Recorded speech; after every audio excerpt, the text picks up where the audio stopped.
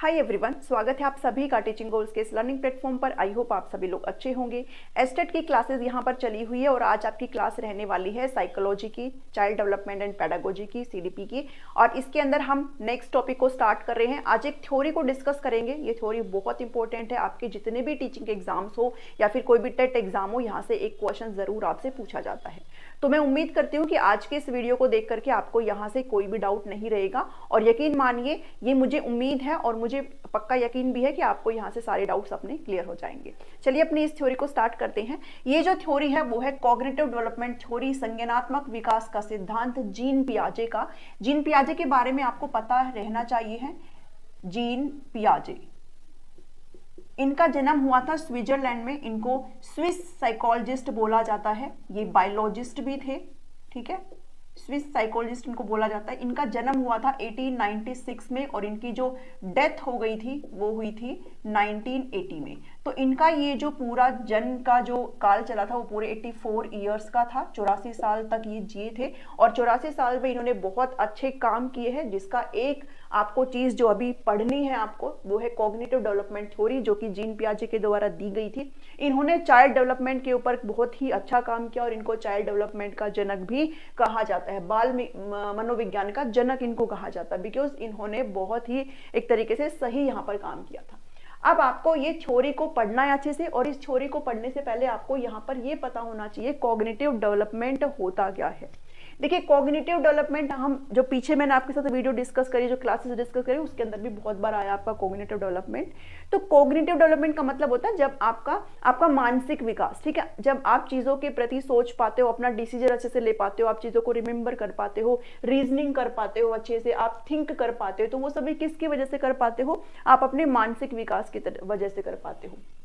तो cognitive development को अगर हिंदी में कहें तो संज्ञानात्मक विकास होता है। और ये आपका इंटेलेक्चुअल पावर ही है, ये आपका मानसिक विकास के बारे में ही बात करें। तो दिमागी रूप से आप चीजों को कितना अच्छी तरीके से सोच कर पाते हो, आप कितना परसीव कर पाते हो, वो आपका कॉग्निटिव डेवलपमेंट होता है, ठीक है। अब पियाजे ने अपने खुद के ही 3 बच्चों पर एक्सपेरिमेंट किया था। इनकी 2 बेटियां थी और एक इनका बेटा था। 3 इनके बच्चे थे और इनको इसी बात के लिए क्रिटिसाइज भी किया गया कि आपने इस थ्योरी को गढ़ दिया, आपने इस थ्योरी को बता दिया सिर्फ अपने 3 बच्चों के ऊपर एक्सपेरिमेंट करके। दुनिया में और भी बच्चे हैं, सबका अलग अलग चीजें होती हैं। तो आपने जो जीन पियाजे ने कॉग्निटिव डेवलपमेंट की थ्योरी दी थी वो अपने खुद के ही 3 बच्चों के ऊपर एक्सपेरिमेंट करके दी थी। ये चीज भी आपको ध्यान में रखना है। अब जीन पियाजे जो है फादर कहे जाते हैं काफी चीजों के। सबसे पहले तो इन्हें बाल मनोविज्ञान का जनक कहा जाता है, ठीक है। चाइल्ड साइकोलॉजी के जनक कहे जाते हैं बाल मनोविज्ञान। हिंदी में भी लिख रही हूं, वैसे मैंने सारी चीजें लिखी हैं, जो नहीं लिखा वो मैं आपको बोल दूंगी, ठीक है। उसके बाद जेनेटिक एपिस्टेमोलॉजी, अनुवांशिक ज्ञान मीमांसा के भी फादर इनको कहा जाता है। जेनेटिक एपिस्टेमोलॉजी नाम की एक बुक भी थी जो इन्होंने लिखी थी, ये भी साइड में कहीं पर लिख लेना, ठीक है। ये क्या थी? ये एक बुक थी। इसके अलावा भी इन्होंने बहुत सारी और बुक लिखी थी। इंटेलिजेंस ऑफ चाइल्ड करके भी इन्होंने एक बुक लिखी थी, origin of intelligence of child. तो आपको ये एपिस्टेमोलॉजी शब्द को समझना है। जेनेटिक एपिस्टेमोलॉजी क्यों इन्होंने कहा? ये एक बायोलॉजिस्ट थे, इसलिए इन्होंने इस शब्द का यहाँ पर यूज किया जेनेटिक। जेनेटिक का मतलब क्या होता है? जब आपके अंदर कोई चीज आपके जीन में हो, ठीक है। और एपिस्टेमोलॉजी का मतलब क्या होता है? Study of knowledge, study of knowledge. इन्होंने ये कहा कि हम कोई भी जो चीजें सीखते हैं वो अपने एनवायरनमेंट से इंटरेक्ट करते हुए सीखते हैं, बट उसका कोई ना कोई आधार होता है। बाय बर्थ आप जब पैदा हुए तो आपके अंदर कोई कैपेबिलिटीज है, जो ट्रेड्स, जो गुण आपको आपके पेरेंट्स से मिले हैं, वो आपको हेल्प करते हैं चीजों को एक्वायर करने में, नॉलेज को एक्वायर करने में। आप कोई भी नॉलेज जब एक्वायर करते हो तो किसके बेस पर करते हो? आपके अंदर बाय बर्थ जो है ऐसे कुछ ट्रेड्स मौजूद होते हैं, कुछ ऐसे पोटेंशियल्स आपके अंदर होते हैं जिसकी वजह से आप बाहर से कोई भी ज्ञान जो है उसको अर्जित करते हो, उसको एक्वायर करते हो। तो ये क्या है? आपका जेनेटिक एपिस्टेमोलॉजी इसको कहा जाता है, ठीक है। उसके बाद कॉग्निटिव कंस्ट्रक्टिविज्म, संज्ञानात्मक रचनावाद के जनक इनको कहा जाता है। ये भी आपको समझना है। कंस्ट्रक्टिविज्म का मतलब क्या होता है? कंस्ट्रक्टिविज्म का मतलब होता है बच्चे जो है अपनी नॉलेज को सेल्फ कंस्ट्रक्ट करते हैं। बच्चे जो है ज्ञान का निर्माण, अपने ज्ञान का निर्माण जो है स्वयं करते हैं, ठीक है। एक्टिव होकर के ज्ञान का निर्माण स्वयं करना और किस भूमिका में, सक्रिय भूमिका में। बच्चे यहाँ पर एक्टिव लर्निंग करते हैं, इस चीज के ऊपर इन्होंने फोकस किया था। कंस्ट्रक्टिविज्म, कंस्ट्रक्टिविज्म होता ही है कि हम अपनी नॉलेज का जो है सेल्फ कंस्ट्रक्शन करते हैं, एक्टिव होकर के, पैसिव होकर के नहीं, ठीक है। और जो इन्होंने अपने 4 स्टेजेस दिए हैं डेवलपमेंट के, उसके अंदर भी आपको पता चल जाएगा, वहां पे भी जो बच्चे वहां पर जिस स्टेज से गुजर रहे हैं वहां पर भी बच्चे एक्टिव होकर के खुद से चीजों को सीख रहे हैं, इसलिए इन्होंने कॉग्निटिव कंस्ट्रक्टिविज्म के जनक भी इनको कहा जाता है। अब इन्होंने कॉग्निटिव डेवलपमेंट के 4 स्टेजेस दिए हैं। आपसे पूछा जाता है, कई बार बेसिक चीजें भी पूछ लेते हैं, बताओ कितने स्टेजेस दिए हैं, तो 4 स्टेजेस दिए हैं, जिनको अभी पढ़ेंगे आगे। संज्ञानात्मक विकास के इन्होंने 4 चरण दिए हैं। इन्होंने कहा है कि कोई भी बच्चा जो है उसका जो थॉट जो पैटर्न है, जो उसका सोचने का जो तरीका है, जो उसका इंटेलेक्चुअल जो तरीका है, वो सभी 4 स्टेजेस से पास होता है। और इसलिए भी इनको क्रिटिसाइज किया गया था कि इन्होंने सिर्फ आपको स्टेजेस में बताया कि जो डेवलपमेंट है वो सिर्फ चरणों में होता है, जबकि आपका जो डेवलपमेंट है वो कहीं ना कहीं लाइफ लॉन्ग चलता रहता है। तो इस चीज के लिए भी इनको क्रिटिसाइज किया गया था। इन्होंने बच्चों को लिटिल साइंटिस्ट कहा है। ये कहते हैं कि बच्चे जो है बिल्कुल भी ऐसे ब्लैंक नहीं होते कि आपने कुछ भी उनके अंदर भर दिया वो वैसे ही बन जाएंगे। बच्चे जो होते हैं वो छोटे वैज्ञानिक होते हैं, नन्हे वैज्ञानिक होते हैं, उनका सोचने का तरीका डिफरेंट होता है अदर, ठीक है। जो एल्डर पर्सन होते हैं, जो ओल्डर पर्सन होते हैं उनसे, यानी कि अडल्ट आप यहाँ पर लिख सकते हो, ठीक है। अडल्ट से सोचने का जो तरीका होता है वो बच्चों का बहुत ही अलग होता है। ये कहना किसका है? ये कहना है जीन पियाजे का। तो ये थोड़ा सा बेसिक चीजें हैं जो मैंने आपके साथ शेयर करी है। अब इन्होंने कुछ की कॉन्सेप्ट दिए हैं।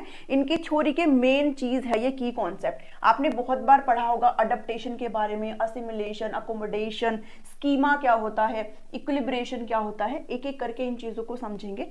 सबसे पहले तो आपको ये समझना है स्कीमा क्या होता है। देखो स्कीमा क्या होता है, basic building blocks of knowledge और थिंकिंग।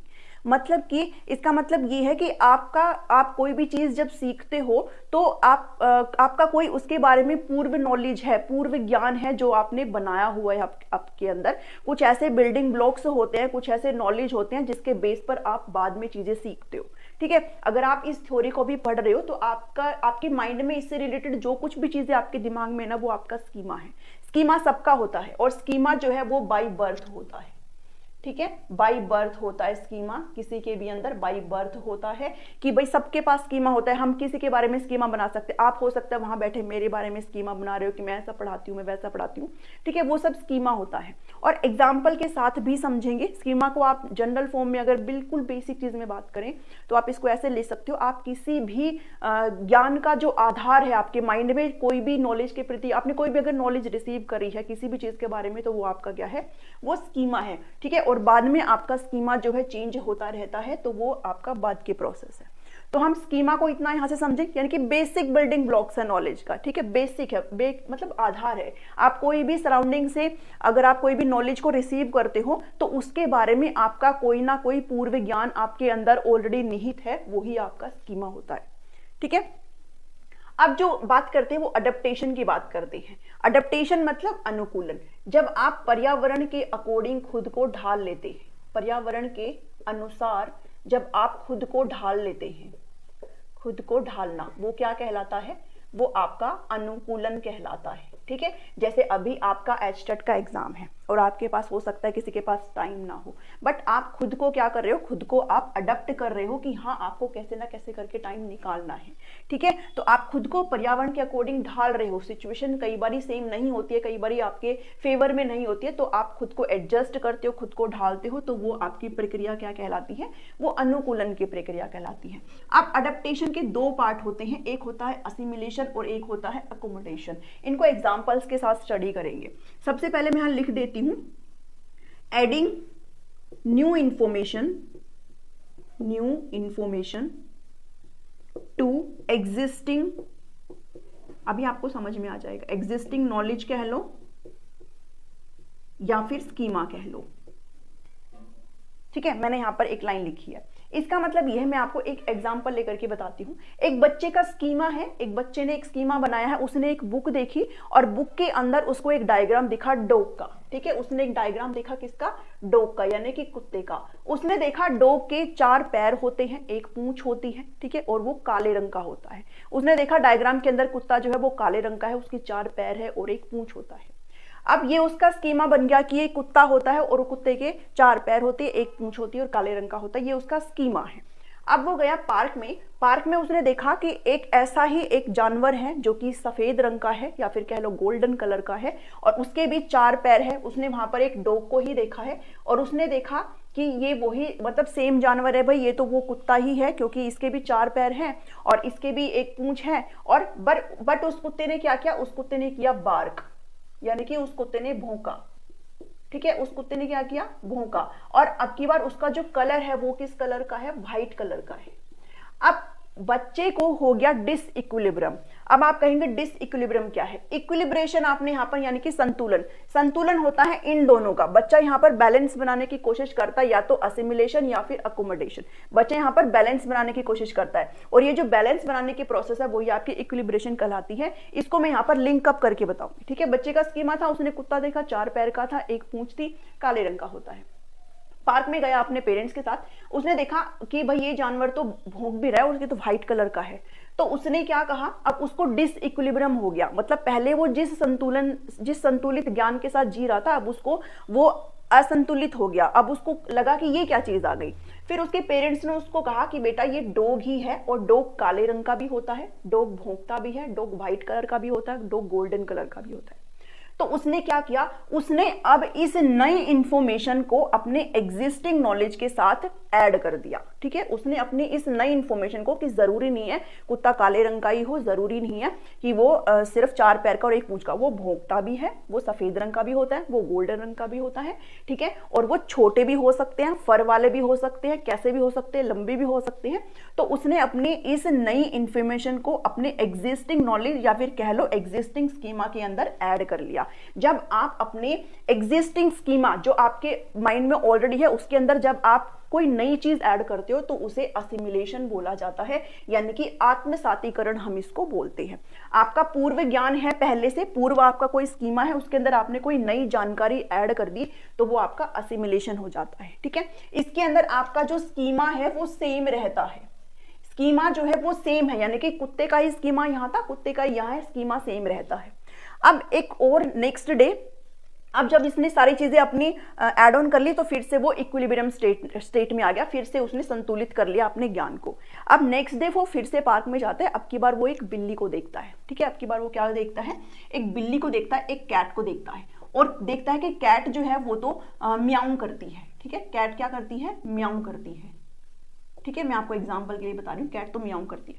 तो उसने क्या देखा, अब उसको नहीं पता वो कैट है, वो क्या कहेगा कि वो भी व्हाइट कलर की है या फिर ब्लैक कलर की, कुछ भी कलर की है, उसके भी 4 पैर है, उसके भी एक पूंछ है। तो वो कहेगा फिर से, जब वो अगले दिन गया तो देखो मम्मी ये तो कुत्ता फिर से आ गया। बट अब की बार उसके पेरेंट्स उसको क्या कहेंगे, अब की बार उसके पेरेंट्स उसको कहेंगे नहीं बेटा ये तो कैट है, ये तो बिल्ली है। जरूरी नहीं है 4 पैर वाला और एक पूंछ वाला आपका कुत्ता ही, वो घोड़ा भी हो सकता है। ठीक है, वो गधा भी हो सकता है। तो ये आपकी क्या है, बिल्ली है। अब क्या किया है बच्चे ने क्या किया, बच्चे को डिसइक्विलिब्रियम हो गया था, बट अब बच्चे ने क्या किया, अब उसका जो स्कीमा है उसने मॉडिफाई कर लिया अपने स्कीमा को, modify previous schema with new knowledge. यानी कि जब आप अपने स्कीमा को मॉडिफाई करते हो, चेंज कर लेते हो, आपका जो पूर्व ज्ञान है जब आप उसको बदल देते हो, उसको मॉडिफाई कर देते हो, उसका बदलाव करके नए स्कीमा को ऐड कर लेते हो, तो वो आपका अकोमोडेशन हो जाता है। अब बच्चे ने फिर से इक्विलिब्रियम स्थापित कर लिया, फिर से उसने संतुलन कर लिया कि 4 पैर वाला सिर्फ कुत्ता ही नहीं होता भैया, 4 पैर वाला तो बिल्ली भी हो सकती है, घोड़ा भी हो सकता है। ठीक है, तो ये क्या है, इसको आपने ऐसे समझना है। अडेप्टेशन के अंदर 2 चीजें हैं, असिमिलेशन, अकोमोडेशन। जब आपके एग्जिस्टिंग स्कीमा जो आपके जो पूर्व ज्ञान ऑलरेडी है उसके अंदर जब आप कोई भी नई इंफॉर्मेशन ऐड करते हो और आपका स्कीमा सेम रहे तो वो असिमिलेशन होता है। यहां पर आपका स्कीमा जो है वो चेंज हो गया है। ठीक है, स्कीमा गेट चेंज्ड, आपका जो स्कीमा है वो बदल चुका है। ठीक है, यहां पर जब आप अपने प्रीवियस नॉलेज को, जो आपका एग्जिस्टिंग नॉलेज कह सकते हो, जो आपका ऑलरेडी स्कीमा था, इसमें जब आप मॉडिफिकेशन करते हो, जब आप बदलाव करते हो और अपने स्कीमा को चेंज करते हैं अपने नए ज्ञान के साथ, तो वो आपका अकोमोडेशन कहलाता है। ठीक है, आई होप आपको ये सारी चीजें क्लियर है। और इक्विलिब्रेशन क्या है? इक्विलिब्रेशन मैंने आपको जस्ट अभी बताया, जब कोई भी इंफॉर्मेशन के साथ बच्चा जो है बैलेंस नहीं कर पाता तो वो डिसइक्विलिब्रियम स्टेट में चला जाएगा, और जैसे ही वो बैलेंस कर लेता है तो वो किस स्टेट में आ जाएगा? वो संतुलित स्टेट में आ जाएगा, इक्विलिब्रेशन की अवस्था में आ जाएगा। ठीक है, तो ये 4-5 जो चीजें हैं ये आपसे पूछी जाती है। अब हम स्टेजेस के तरफ बढ़ेंगे। जो 4 स्टेज जीन पियाजे ने दिए हैं संज्ञानात्मक विकास के, उन स्टेजेस को अच्छे से पढ़ेंगे। चलिए, बच्चों के जो संज्ञानात्मक विकास के 4 अवस्था जीन पियाजे ने दी है उनको एक एक करके समझेंगे। फर्स्ट जो स्टेज है, पहला जो चरण है वो सेंसरी मोटर स्टेज है, जिसको संवेदी पेशी अवस्था कहते हैं। मैं जरूर आपको यहाँ पर सजेस्ट करूँ कि आप इनको प्लीज इंग्लिश में याद रखें। हिंदी में ये कई बार ऐसे ना लिख करके इनका अलग नाम भी लिख देते हैं, तो इनको इंग्लिश में जरूर एक बार याद कर ले। सेंसरी मोटर स्टेज है जिसको संवेदी पेशी अवस्था कहते हैं। फिर प्री ऑपरेशनल स्टेज है जो पूर्व संक्रियात्मक अवस्था है, ये 2 से 7 वर्ष की है, ये आपकी 0 से 2 वर्ष की है। ठीक है, सेंसरी मोटर स्टेज है, ये इन्फेंसी वाली स्टेज है। कंक्रीट ऑपरेशनल स्टेज है जो कि मूर्त संक्रियात्मक अवस्था है 7 से 11 वर्ष की। उसके बाद जो लास्ट स्टेज है वो 11+ ईयर्स की है, जो कि फॉर्मल ऑपरेशनल स्टेज है, जिसको अमूर्त संक्रियात्मक अवस्था हम कहते हैं। तो एक एक करके इन सभी स्टेजेस को डिस्कस करेंगे, यहाँ से भी आपके क्वेश्चन बनते हैं। सो सबसे पहला देखो, अब भाई 0 से 2 साल का बच्चा है ना, इस बच्चे को इतना कुछ तो पता नहीं है, अभी ये पूरी तरीके से अपनी फैमिली पर डिपेंड है हर चीज के लिए। तो यहाँ पर बच्चा जो है इमिटेशन करना स्टार्ट करता है, मतलब कि अपने परिवार के सदस्यों को देख करके उनकी तरह चीजों को करने की कोशिश करता है, नकल करना स्टार्ट करता है। मम्मी अगर कुछ कर रही है तो ऐसे ही काम करना स्टार्ट करता है। ठीक है, उसके बाद अपने सेंसेस से काम लेता है, यहाँ पर जो उसकी इंद्रियां है उनसे काम लेता है। अगर भूख लगी है तो रोने लग जाएगा, अगर आप हंस रहे हो उसके सामने तो वो हंसने लग जाएगा। ठीक है, तो अपने सेंसेस से काम लेना स्टार्ट करता है। अगर टॉयलेट आई है तो फिर रोने लग जाएगा या फिर इशारों में बताता है। ठीक है, तो अपने सेंसेस का इस्तेमाल करता है। ये जो टर्म है ऑब्जेक्ट परमानेंस, वस्तु स्थायित्व, इसे समझना बहुत जरूरी है, ये इंपॉर्टेंट है। बिकॉज कई बार पीआरटी के एग्जाम में पूछ लिया जाता है कि ऑब्जेक्ट परमानेंस जो है वो क्या है। ऑब्जेक्ट परमानेंस का मतलब है कि वस्तु स्थायित्व, यानी कि ये जो चीज है, आप इसको एग्जांपल से समझो कि कोई भी अगर बच्चा है, छोटा बच्चा है, उसके सामने मान लो अगर मैंने ये पेन लाया उसके सामने, तो इस अवस्था में बच्चे को पता नहीं रहता है कि अगर मैं उसके सामने पेन लाती तो ये पेन उसके सामने तब तक ही है, ये इसका जो एग्जिस्टेंस है इस पेन का वो तब तक है जब तक मैं उसके सामने रखूंगी। जैसे ही मैं इस पेन को हटा लूंगी उसके लिए इसकी एग्जिस्टेंस जो है वो नहीं है। बट ये जो ऑब्जेक्ट परमानेंस है ये इस 2 साल के एंड तक आने लग जाता है। तो आपसे ये पूछा जाता है कि कब तक आने लग जाता है, तो ऑब्जेक्ट परमानेंस जो है वो at the end of 2 years, ठीक है, 2 साल के अंत तक जो है ऑब्जेक्ट परमानेंस बच्चे में आने लग जाता है। इससे पहले बच्चे को नहीं पता होता है कि ऑब्जेक्ट जो है वो है, उसको लगता है कि वो ऑब्जेक्ट अब हट गया है। लेकिन जैसे ही बच्चा 2 साल का होता है, आप उसका अगर कोई फेवरेट खिलौना उसके सामने रखते हो और फिर अगर आपने वो हटा लिया है तो वो आपके पीछे जाकर के देखने की कोशिश करता है कि हाँ वो था तो सही लेकिन छुपा लिया है। तो उसके सामने ये जो चीज है वो स्टार्ट हो जाती है आना 2 वर्ष की अवस्था तक। ठीक है, तो ऑब्जेक्ट परमानेंस आपने समझना है कि किसी भी वस्तु का जो एग्जिस्टेंस है उसके लिए आना स्टार्ट हो जाता है by the end of 2 years. Next जो स्टेज है वो है आपकी प्री ऑपरेशनल स्टेज, 2 से 7 वर्ष की ये अवस्था है। ये आपकी प्ले स्टेज होती है, इसमें बच्चे खेलते हैं। ठीक है, सिंबल से यहाँ पर बच्चे जो है एक तरीके से अपना थॉट पैटर्न बनाते हैं सिंबल्स का इस्तेमाल करके। ठीक है, यहाँ पर बच्चे जो है चीजें करते हैं। चाइल्ड मोनोलॉग का मतलब होता है बच्चा खुद से बातें करता है। ठीक है, खुद से बात, अगर आपके घर में छोटे बच्चे हैं ना तो यहाँ पर आपको समझ में आ जाएगा चाइल्ड मोनोलॉग क्या होता है। मेरी जो बड़ी बेटी है वो स्कूल जाती है, वो 4.5 साल की है और वो इस स्टेज के अंदर आती है। तो जब वो घर आती है ना तो वो चुप ही नहीं बैठती है, जो भी उसके स्कूल में उसकी मैम कुछ भी बोल रही है, उसके फ्रेंड्स कुछ भी बोल रहे हैं, वो सब एज इट इज यहाँ पर आके रिपीट करती है। और ऐसा नहीं है कि हमें सुनाती है, अपने आप ही उसका चलता रहता है। अपने आप मैम भी खुद बन जाएगी, बच्चे भी खुद बन जाएगी, डांट भी देगी, मना भी लेगी, सब खुद से अपने आप करती रहती है, उसको किसी का कुछ है ही नहीं। तो यहाँ पर इस अवस्था में बच्चे खुद से बात करना स्टार्ट करने लग जाते हैं। ठीक है, और पूरी जो सिनेरियो उस चीज को प्ले करने लग जाते हैं। उसके बाद एक टर्म आता है एनिमिज्म। एनिमिज्म का मतलब होता है जीववाद, यानी कि यहाँ पर इनको लगता है कि सजीव निर्जीव में कोई फर्क ही नहीं है, कि लिविंग बीइंग या फिर नॉन लिविंग थिंग में इनको कोई फर्क नहीं लगता। इनको लगता है जो टॉयज है ना, जो इनको खिलौने हैं, इनके अंदर फीलिंग्स होती है। ठीक है, इनके अंदर इमोशंस होते हैं। कई बार आपने देखा होगा कि हम बच्चों को कहते हैं कि जैसे मेरी बेटी है तो वो अगर कई बार खाना नहीं खाती है तो मैं उसको कहती हूँ कि तेरा जो टॉय है वो रूठ जाएगा, वो नाराज हो जाएगा अगर आप खाना नहीं खाओगे तो वो खाना खा लेती है, ठीक है। या फिर कई बार मैं उसको ऐसे भी बोलती हूँ कि जो भी ये टॉय कैरेक्टर है कि वो आपसे खुश हो जाएंगे अगर आप ऐसे करेंगे ना, तो उनको लगता है कि इनके अंदर फीलिंग्स है, ये लिविंग बींग है, ठीक है। तो उनको एनिमिज्म होता है, और ये जो है आपका वो कब तक होता है, ये आपका 2 से 4 तक का इसका टाइम होता है, ठीक है। तो एनिमिज्म मतलब जीवात, उनको सजीव निर्जीव में इतना फर्क नहीं लगता, उनको लगता है कि जो टॉयज वगैरह उनके अंदर फीलिंग्स होती हैं। ईगोसेंट्रिज्म मतलब अहम केंद्रित यहाँ पर होते हैं बच्चे। अहम केंद्रित का मतलब होता है कि बच्चे को ये लगता है कि वो जो कर रहा है बस वही सही है, बाकी सब गलत है। आप इसका एग्जांपल ले सकते हो कि बच्चा जो है अपने खिलौने देना जो है किसी को यहाँ पर पसंद नहीं करता, उसको लगता है इस पर सिर्फ मेरा ही अधिकार है, तो वो ईगोसेंट्रिज्म होता है। फिर होता है सेंट्रेशन मतलब केंद्रीकरण। इसका मतलब क्या है, बच्चा एक टाइम पर एक ही चीज पर फोकस कर पाता है, ठीक है। वो मल्टी फोकस्ड नहीं होता, एक टाइम पर सिर्फ एक ही चीज पर फोकस कर पाता है, तो वो सेंट्रेशन होता है। लैक ऑफ कंजर्वेशन मतलब संरक्षण। ये कंजर्वेशन बहुत बार पूछा जाता है, ठीक है। टीजीटी पीएचडी वाले ध्यान रखेंगे, पीआरटी वाले भी, कि कंजर्वेशन बहुत पूछा जाता है। तो लैक ऑफ कंजर्वेशन यहाँ पर है, बट कंजर्वेशन की असली स्टेज अगर कही जाए तो वो कंक्रीट ऑपरेशनल स्टेज है। मैंने यहाँ पर क्या लिखा है उस चीज को ध्यान से समझो। लैक लिखा है यानी कि यहाँ पर संरक्षण की कमी रहती है। संरक्षण का को हम कैसे समझेंगे, मान लो मैंने एक कोई बाउल में पानी लिया है, ठीक है, ये एक बाउल है। अब इस पानी को मैं, जो बाउल में पानी था, इस पानी को मैं एक बड़े ऐसे जार टाइप में, जग टाइप में, ग्लास टाइप में अगर मैं इस पानी को इसके अंदर डाल देती हूँ, तो भाई पानी की क्वांटिटी तो सेम ही है ना। वही पानी मैंने यहाँ डाला है, मान लो मैंने जूस डाल दिया, ठीक है, मेरे को बच्चों को देना है, मैंने वो 1 कटोरी जूस यहाँ पर इसके अंदर डाल दिया। अब मैंने बच्चों को कहा कि भाई बताओ किस में ज्यादा है, तो उनको लगता है कि ये बड़ा है, ये जो ग्लास है इससे आकार में बड़ा है, तो उनको लगता है कि इसके अंदर ज्यादा है, ठीक है, इसका जो वॉल्यूम है वो ज्यादा है, उनको ऐसा लगता है। तो ये क्या है कि उनके अंदर अभी कंजर्वेशन आया नहीं है, उनको ये नहीं पता है अभी से कि भाई चीजें तो सेम ही हैं, आपने जो क्वांटिटी बाउल में थी वही तो आपने यहाँ पर डिलीवर करी है। तो वो जो कॉन्सेप्ट है कंजर्वेशन का वो अभी बच्चों के अंदर नहीं रहता, इसकी कमी होती है, ठीक है। तो ये आपका लैक ऑफ कंजर्वेशन है। फिर है नेक्स्ट इज इरिवर्सिबिलिटी यानी कि अपलटावी। अगर मैं इसी कॉन्सेप्ट के साथ इसको आपको समझाऊं तो बच्चे ने ये तो देख लिया कि भाई बच्चे ने क्या देखा कि बस ग्लास बड़ा है, वो सिर्फ इस चीज पे फोकस्ड है अभी, बट वो ये नहीं देख रहा है पलट करके कि जो बाउल का जो वॉल्यूम है वही हमने सेम यहाँ पर डिलीवर किया है।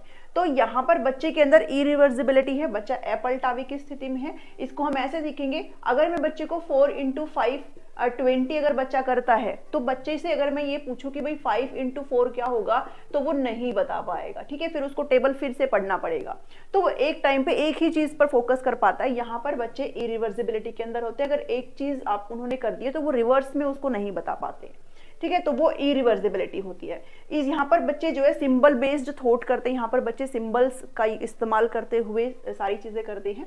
नेक्स्ट है आपका कंक्रीट ऑपरेशनल स्टेज, जो कि मूर्त संक्रियात्मक अवस्था है। ये आपके 7 से 11 वर्ष की है। यहाँ पर बच्चा लॉजिकल थिंकिंग स्टार्ट कर देता है। आपसे बहुत बार पूछा जाता है लॉजिकल थिंकिंग, लेकिन कॉन्क्रीट ऑब्जेक्ट की, ठीक है। कॉन्क्रीट जो थिंकिंग है बच्चा यहाँ पर स्टार्ट कर देता है। कॉन्क्रीट वो चीजें होती हैं जो आपके सामने प्रेजेंस होती है, जिसकी प्रेजेंस आपके सामने हो, जिसको आप टच कर सकते हो, जिसको आप फील कर सकते हो, वो आपके कॉन्क्रीट होते हैं।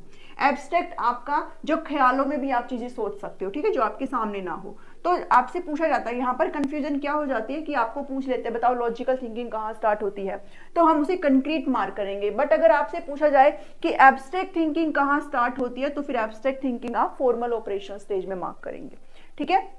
तो यहाँ पर बच्चा लॉजिकली तार्किक रूप से सोचना स्टार्ट कर देता है। यहाँ पर अगर इरिवर्सिबिलिटी थी तो अब रिवर्सिबिलिटी जो है बच्चे के अंदर आ गई है। अब बच्चा पलटावी स्थिति में है। अब बच्चे को पता है ये सारी चीजें कि हमने सेम कटोरे का पानी यहाँ पर डाला है। 4 × 5 अगर बता सकता है तो 5 × 4 भी बता सकता है। कंजर्वेशन का कॉन्सेप्ट आपका अगर पूछा जाए बताओ कंजर्वेशन किस स्टेज से बिलोंग करता है, तो आप कंक्रीट ऑपरेशनली मार्क करेंगे, बिकॉज ध्यान दो मैंने यहाँ पर लैक ऑफ कंजर्वेशन लिखा है, ठीक है। कंजर्वेशन का कॉन्सेप्ट यही कहता है कि यहाँ पर बच्चे को नहीं पता था, बच्चा सिर्फ इस ग्लास को देखेगा क्योंकि इसका आकार बड़ा है, इसका शेप बड़ा है, इसलिए वो कहेगा कि इसमें ज्यादा है। बट इस स्टेज के अंदर बच्चे के अंदर वो कॉन्सेप्ट क्लियर हो चुका है, बच्चे को पता है कि दोनों में बराबर है, इसी का ही जो क्वांटिटी हमने यहाँ पर डाली है, इसलिए वो इस चीज को समझ जाएगा कि भाई दोनों में समान ही चीजें हैं। तो जो कंजर्वेशन यानी कि जो संरक्षण का कॉन्सेप्ट है वो इस स्टेज में बच्चे के अंदर आ जाता है। फिर नेक्स्ट है सीरिएशन यानी कि श्रृंखलाकरण। बच्चा सीरीज में सारी चीजों को लगाना स्टार्ट जो है सीख जाता है। सीरीज में अगर इंक्रीजिंग की बात करूँ 3-4 पेन है या फिर कुछ भी है तो वो सीरीज में चीजों को लगाना स्टार्ट कर देता है, सीख जाता है। यहाँ पर अहम केंद्रिता बच्चों के अंदर कम हो जाती है, डिक्रीज हो जाती है यानी कि कमी हो जाती है अहम केंद्रिता की, और बच्चा यहाँ पर क्लासिफिकेशन करना स्टार्ट कर देता है, वर्गीकरण करना स्टार्ट कर देता है। जो चीजें जिस पर्टिकुलर कैटेगरी से बिलोंग करती है उनको जो है सेपरेट आउट करना यहाँ पर बच्चा सीख जाता है। ठीक है, क्लासिफिकेशन का मतलब आप सभी को पता है कि बच्चा जो सेम टाइप की चीजें उनको कहीं ना कहीं अलग करना सीख जाता है। नेक्स्ट एंड लास्ट स्टेज है जो जीन पियाजे की स्टेजेस उन्होंने दी है डेवलपमेंट की, वो फॉर्मल ऑपरेशनल स्टेज है। ये सबसे महत्वपूर्ण स्टेज है। यहाँ पर जो बच्चे हैं वो 11+ ईयर्स के हैं और हाइपोथेटिकल अगर आपको कहीं पर भी दिख जाए, हाइपोथेटिकल या फिर मैथमेटिकल अगर रीजनिंग अगर आपको कहीं भी शब्द मिल जाए तो वो फॉर्मल ऑपरेशनल से बिलोंग करते हैं। ठीक है, यहाँ पर बच्चे काल्पनिक रूप से अगर कोई सिनेरियो ऐसा आ रहा है उसके सामने जिसके जहाँ पर उसको इमेजिन करना पड़ रहा है, जहाँ पर उसको सिर्फ देख करके नहीं बल्कि वो सोच सकता है, इमेजिन कर सकता है, तो वो जो थॉट प्रोसेस है वो यहाँ पर बच्चे का डेवलप होना स्टार्ट हो जाता है। डिडक्टिव रीजनिंग यहाँ पर बच्चे की हो जाती है। इस स्टेज के अंदर जो रीजनिंग होती है वो इंडक्टिव होती है। ठीक है, जिसको आगमनात्मक तर्क भी बोलते हैं, हिंदी में लिख लेना। ये आपका डिडक्टिव रीजनिंग है। आगे आपको एक क्लास सेपरेटली मैं इन दोनों का अच्छे से समझाऊंगी विद एग्जांपल्स के साथ। अभी आप सिर्फ इतना समझिए, इंडक्टिव का मतलब होता है जब आप बेसिक से एडवांस की तरफ जाते हो, जनरलाइजेशन की तरफ जाते हो, और यहाँ पर आप जनरलाइजेशन से बेसिक की तरफ। ठीक है, तो आप ऐसे समझो, यहाँ पर डिडक्टिव रीजनिंग करना स्टार्ट कर देता है। यहाँ पर जो बच्चे की थिंकिंग है वो डाइवर्जेंट थिंकिंग होती है, यानी कि कोई भी अगर एक क्वेश्चन है बच्चे के लिए तो बच्चा उसको डिफरेंट पॉइंट ऑफ व्यू से देखना स्टार्ट कर देता है। कन्वर्जेंट और डाइवर्जेंट में फर्क ये होता है, कन्वर्जेंट का मतलब होता है जब आप एक प्रॉब्लम को एक ही तरीके से सॉल्व कर पाए, वो कन्वर्जेंट थिंकिंग होती है। वहीं अगर डाइवर्जेंट थिंकिंग की बात करो यानी कि आप एक समस्या को बहुत पॉइंट ऑफ व्यू से देख सकते हो, ठीक है, तो वो आपका कन्वर्जेंट थिंकिंग होती है। एब्स्ट्रैक्ट ये स्टेज होती है, तो एब्स्ट्रैक्ट थॉट यहाँ पर बच्चे को आते हैं, ये कंक्रीट से रिलेट करता है और ये आपका एब्स्ट्रैक्ट थॉट यहाँ पर, यानी कि आप अमूर्त रूप से अब यहाँ पर आप सोच सकते हो। तो ये 4 स्टेजेस हैं जो जीन पियाजे ने दी है। यहाँ से आपके क्वेश्चन मस्ट है जो आते ही आते हैं। ये सभी टर्म मैंने जो यहाँ पर लिखी है, एक टर्म आपके लिए इंपॉर्टेंट है, किसी भी चीज को आप मिस नहीं करेंगे। नोट्स में मैंने सब कुछ इंक्लूड आपके लिए कर दिया। आज जो पढ़ेंगे वो कोलबर्ग के द्वारा दी हुई मोरल नैतिकता का जो सिद्धांत उन्होंने दिया था, जो कि काफी पॉपुलर है और यहाँ से आपके क्वेश्चन बनते हैं।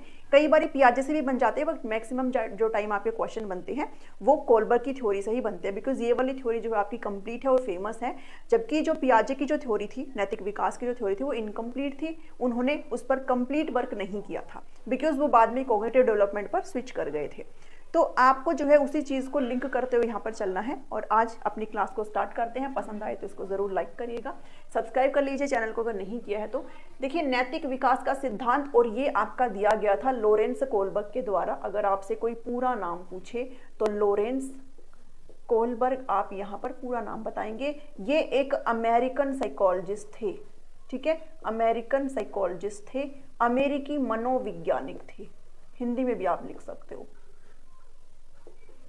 अमेरिकी मनोवैज्ञानिक थे, ठीक है। और बेसिकली ये इंस्पायर थे पियाजे से ही। इन्होंने उनके काम को कॉपी नहीं किया था, मैंने पिछली क्लास में बताया था। इन्होंने जो अपना सिद्धांत दिया है मॉरल डेवलपमेंट का, वो इंस्पायर है पियाजे की मॉरल डेवलपमेंट थ्योरी से। उनसे इंस्पायर होकर के इन्होंने इस पर काम किया है और इन्होंने इस अपनी कंप्लीट थ्योरी में 3 लेवल दिए हैं नैतिक विकास के बच्चों के अंदर। और साथ ही इन्होंने ये भी यहाँ पर कहा है कि ये जो थ्योरी आपकी, मतलब जो नैतिक विकास का सिद्धांत है, ये आपका कॉन्टिन्यूअस चलने वाली प्रक्रिया है, ठीक है। जो भी आपका लाइफ स्पैन है, जो भी आपकी पूरी जिंदगी है, वो आपका जो मोरल डेवलपमेंट है वो आपका कंप्लीट पूरे लाइफ स्पैन में चलता रहता है, पूरे जीवन काल में चलता रहता है। जबकि पियाजे ने ऐसा कुछ भी नहीं कहा था, उन्होंने सिर्फ 2 स्टेजेस की बात करी थी, ठीक है। तो ये कहते हैं कि आपका जो नैतिक विकास है वो आपका ताउम्र जो है कंटिन्यूअस प्रोसेस है, चलती रहती है। ये चीज इन्होंने अपनी थ्योरी में डिस्कस करी है। अब इन्होंने जो है अपनी थ्योरी में कुछ कॉन्सेप्ट्स को भी दिया है। बात करें अगर इनके जन्म की, तो 25 अक्टूबर 1927 को, अगर मैं यहाँ पर इनका बर्थ डेट लिखूं तो 25 अक्टूबर 1927 को इनका बर्थ हुआ और साथ ही 19 जनवरी 1987 को इनकी डेथ होगी। तो इनका ये 60 वर्षों का जो है इनका जो ये जीवन काल रहा। अंत दिया नैतिक विकास क्या होता है? नैतिक विकास का मतलब है जब आप सही और गलत को अच्छे से डिफरेंशिएट कर पाए और एक प्रॉपर रीजनिंग दे पाए कि अगर आप कोई चीज को चूज कर रहे हो तो आप एक तर्क दे पाए, भी मैं इस बेस पर इस चीज को चूज कर रहा हूँ, ठीक है, तो जब आप नैतिक तर्क के साथ सही और गलत में अंतर करना सीख जाते हैं तो मतलब आपका नैतिक विकास यहाँ पर हो रहा है।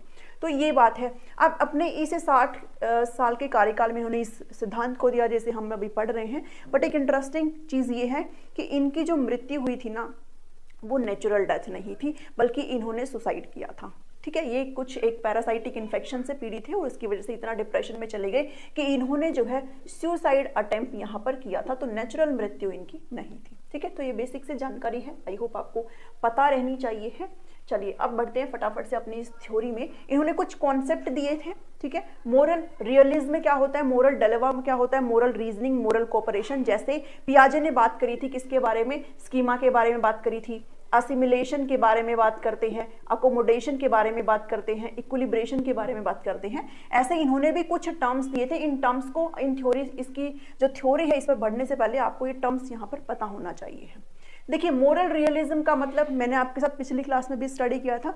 जो पियाजे ने आपकी 2 स्टेजेस दी थी, एक आपका हेटेरोनोमस स्टेज थी और एक आपकी ऑटोनोमस स्टेज थी। तो मोरल रियलिज्म का मतलब क्या होता है कि जो आपके रूल्स होते हैं, रूल्स आर अनचेंजेबल। ठीक है, रूल्स जो होते हैं वो अनचेंजेबल होते हैं, फिक्स्ड होते हैं, आप उनको चेंज नहीं कर सकते हो। ठीक है, जिन बच्चों के अंदर मॉरल रियलिज्म होता है उनको ये लगता है भाई जो नियम बनाए गए हैं समाज में वो फिक्स्ड हैं और आप उनको कैसे भी बदल नहीं सकते हैं, वो सोसाइटी की तरफ से इम्पोज किए हुए हैं। तो मॉरल रियलिज्म का मतलब क्या है कि रूल्स क्या है आपके, फिक्स्ड है, मतलब कि देवी तुल्य है। मैंने पिछली क्लास में भी आपसे डिस्कस किया था, देवी तुल्य, डिवाइन लाइक, डिवाइन लाइक, देवी तुल्य, आप इनको बदल नहीं सकते। डिलेमा का मतलब होता है दुविधा, नैतिक दुविधा। जब आपके सामने कोई 2 चीजें ऐसी है कि आप ना तो इसको चूज कर पा रहे हो ना आप उसको चूज कर पा रहे हो, तो वो आपका मोरल डिलेमा है। जैसे मान लो भाई शादियों के सीजन में आपका एस्टेट होता है और आपका एक सेम डे पे आपका एस्टेट है और सेम डे पे आपकी जो है ब्रदर की मैरिज आ गई है। अब आपके लिए एस्टेट भी बहुत ज़रूरी है, बिकॉज सबको पता है भाई वैकेंसी आ सकती है, तो आपके लिए एस्टेट भी बहुत ज़रूरी है। लेकिन भाई शादी भाई की तो एक ही बार होती है, ये भी बहुत ज़रूरी है। तो अब आपके सामने दुविधा है कि आप एस्टेट देने जाएंगे या फिर आपके सामने आप अपने भाई की शादी अटेंड करेंगे, या फिर आपके कोई 2 एग्जाम यहाँ पर बन रहे हैं, आप एस्टेट देने जाएंगे या फिर आपका कोई बैंक का एग्जाम लगा लो, यूपीएससी का एग्जाम लगा लो, एसएससी का एग्जाम लगा लो। तो अब आपके सामने मोरल डिलेमा है। ठीक है, कि आप किसे चूज करेंगे। रीजनिंग का मतलब है जब आप किसी भी एक चीज को, अगर एस्टेट और भाई की शादी है तो आप अगर मान लो एस्टेट चुनते हैं तो आप क्या तर्क देकर के चुनते हैं, वो आपकी मोरल रीजनिंग है। आपने ये तर्क दिया कि नहीं मेरे लिए एस्टेट ज्यादा जरूरी है, तो वो आपकी रीजनिंग है। आप अगर ब्रदर की शादी को चुनते हो तो आप क्या तर्क देकर के चुनते हो, आप उसके पीछे क्या कारण देते हो, वो आपकी मोरल रीजनिंग है। ठीक है, आपकी उस स्टेज की मोरल रीजनिंग है। मोरल कोऑपरेशन का मतलब ये होता है कि यहाँ पर तो कहते हैं भाई रूल जो है फिक्स्ड है, रूल को चेंज नहीं किया जा सकता। यहाँ पर कहते हैं कि रूल कैन बी चेंज्ड, आप किसी भी रूल को बदल सकते हो। ऐसा नियम जो किसी की भलाई के लिए ना हो, उस नियम को चेंज किया जा सकता है। बट यहाँ पर इंटेंशन देखा जाता है, आप किस इंटेंशन से उस नियम को चेंज करना चाहते हो, आपकी पीछे उसके सोच क्या है। एग्जाम्पल के तौर पर मान के चलते हो, मान लो भाई ट्रैफिक लाइट पर सबको पता है भाई यहाँ पर रुकना होता है, जब रेड लाइट होती है तो आपको रुकना होता है। बट एक एम्बुलेंस जा रही है और बहुत ही क्रिटिकल एक पेशेंट को लेकर के जा रही है, तो क्या उस स्टेज में, उस टाइम पर क्या उनको रूल को फॉलो करना चाहिए? नहीं करना चाहिए। आप यही कहेंगे कि भाई किसी की जिंदगी ज़्यादा प्यारी है किसी भी रूल से, तो ऐसे टाइम पर आप रूल को चेंज कर सकते हो। ठीक है, और कोऑपरेशन का मतलब है सहयोग से चेंज कर सकते हो। कोई भी एक इंसान रूल चेंज नहीं कर सकता, बहुत सारे लोगों का जब सेम मत हो उसके बारे में, तब आप इस चीज को चेंज कर सकते हो। ठीक है, तो ये कुछ टर्म्स थी जो कोलबर्ग ने दी है अपनी इस थ्योरी में। आई होप आपको समझ, इनका जो नाम है वो आगे आएगा, इसलिए मैंने आपको यहाँ पर स्टार्टिंग में ही समझा दिया है। अब यहाँ पर जो मैंने नीचे लिखा है ना, हाइंज डिलेमा, जैसे पियाजे ने एक स्टोरी सुना करके बच्चों का मोरल डेवलपमेंट के 2 स्टेजेस दिए थे, ऐसे ही कोलबर्ग ने एक हाइंज नाम के व्यक्ति की कहानी पेश करी कुछ बच्चों के सामने। साथ ही ध्यान में रखना कि जिन बच्चों के सामने इन्होंने कहानी पेश करी वो सिर्फ कौन थे, मेल बॉय, मतलब मेल थे, यानी कि बॉयज के सामने, सिर्फ लड़कों के सामने पेश करी थी। ठीक है, तो इन्होंने एक हाइंज डिलेमा, डिलेमा मतलब दुविधा, एक हाइंज नाम के व्यक्ति की दुविधा बहुत सारे बच्चों के सामने पेश करी, उनको वो स्टोरी सुनाई और फिर बाद में उनसे कुछ क्वेश्चंस पूछे और उन क्वेश्चंस के बेस पर उन्होंने अपनी इस थ्योरी को गढ़ दिया। ठीक है, अपनी स्टोरी जिसको हम यहाँ पर पढ़ रहे हैं, मैं वो स्टोरी आपके सामने प्रेजेंट कर रही हूँ वर्बली, आप भी मुझे बताना आपकी इसके पीछे क्या राय होगी। ये कहते हैं हाइंज नाम का एक व्यक्ति था उसकी जो बीवी थी वो एक गंभीर बीमारी से पीड़ित थी और उसका इलाज जो है सिर्फ एक दवा से ठीक हो सकता था और वो दवा एक स्पेसिफिक टाइप के केमिस्ट के पास थी। अब क्योंकि वो केमिस्ट ने उस दवा को बनाया था तो हाइंज उसके पास जाता है कि भाई आपके पास ऐसे ऐसे दवाई है, मेरी बीवी जो है मर रही है, तो आप प्लीज इस दवाई को मुझे दे दो। बट उसने क्या किया, केमिस्ट ने क्या किया, उस दवाई का 10 टाइम जो है प्राइस रखा। अगर उस दवाई की कीमत मान लो 100 रुपए है तो उसने 10 टाइम उसको करके उसने 1000 रुपए की वो दवाई कर दी। अब हाइंज ने क्या किया, कैसे भी करके उसके पास जो पैसे थे फैमिली से, परिवार से, रिश्तेदारों से, भाई बहन से लेकर के वो सिर्फ आधी कीमत ही यहाँ पर निकाल पाया, सिर्फ और सिर्फ आधी कीमत, वो सिर्फ 500 रुपए जुटा पाया, उसके अलावा 500 रुपए उसके पास नहीं थे। तो वो 500 रुपए लेकर के केमिस्ट के पास जाता है और कहता है भाई मेरे पास इतना ही है, आपसे रिक्वेस्ट करता हूँ, मेरी बीवी मेरे से दूर हो जाएगी, बिछड़ जाएगी, मर जाएगी, प्लीज आप मुझे दवाई दे दो। बट वो कहता है कि नहीं, मैंने तो इसको मेहनत से बनाया है और इससे मैं पैसे कमाऊंगा, अगर आपके पास है तो आप मुझे दो, अगर आपके पास नहीं है तो फिर आप यहाँ से जा सकते हो। तो इस केस में क्या करता है हाइंज जो है अपनी बीवी को बिल्कुल भी खोना नहीं चाहता था, वो रात के टाइम में उस दवाई को चुरा लेता है। क्या कर लेता है, चुरा लेता है। अब ये स्टोरी सुना करके हाइंज जो बच्चों के सामने, जो जिन मेल बॉयज के सामने, जिन लड़कों के सामने ये स्टोरी उन्होंने सुनाई तो उनसे कुछ क्वेश्चन पूछे। उन्होंने पूछा कि एक बात बताओ, क्या हाइंज ने सही किया या फिर गलत किया? हाइंज ने दवा चुराकर सही किया या गलत किया? आपकी नजर में हाइंज का जो लेवल है वो कितना है? आपकी नज़र में आप क्या सोचते हो इसके बारे में? तो कुछ बच्चों ने कहा कि भाई गलत है, भाई चोरी करना तो पाप है। कुछ बच्चों ने कहा कि नहीं सही है, मर भी जाती ना। तो इस बेस पर उन्होंने कुछ क्वेश्चन पूछे, साथ ही एक क्वेश्चन, बहुत सारे क्वेश्चन पूछे। एक क्वेश्चन तो ये पूछा कि भाई बताओ क्या सही है या गलत है चोरी करना। दूसरा क्वेश्चन ये पूछा, अगर वो चोरी नहीं करता और उसकी बीवी अगर मर जाती तो क्या पुलिस को उस केमिस्ट को गिरफ्तार करना चाहिए? या फिर अगर वो चोरी नहीं करता तो क्या ये साबित होता है कि वो अपनी बीवी से प्यार नहीं करता?